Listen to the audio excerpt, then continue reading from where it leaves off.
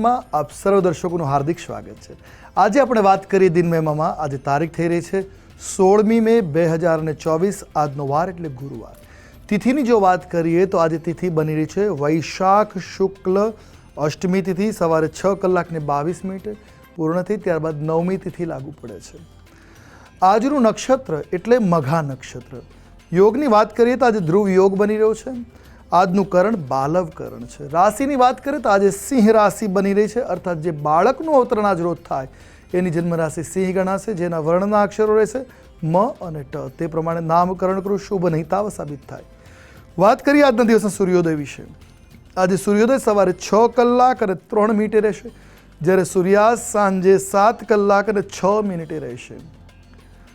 આજના દિવસના શુભાશુભ મુહૂર્તોની જો વાત કરવામાં આવે તો આજે અભિજીત મુહૂર્તનો શુભ સમય બપોરે 12:10 પ્રારંભ કરી બપોરે 1:02 સુધી રહેશે।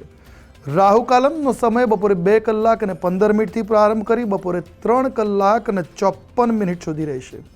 આ ઉપરાંત આજે સીતા નવમી છે। તમામ દર્શકોને સીતા નવમીની શુભકામનાઓ। વાત કરીએ ઉપાયની, આજે ગુરુવારના દિવસ, આજે ભગવાન દત્તાત્રેયના મંદિરમાં દર્શન કરવા સફળતા પ્રદાન થઈ શકે એમ છે। આજે તમામ લોકોના જીવનમાં સફળતા મળે એ જ અભ્યર્થના। જય ભવાની।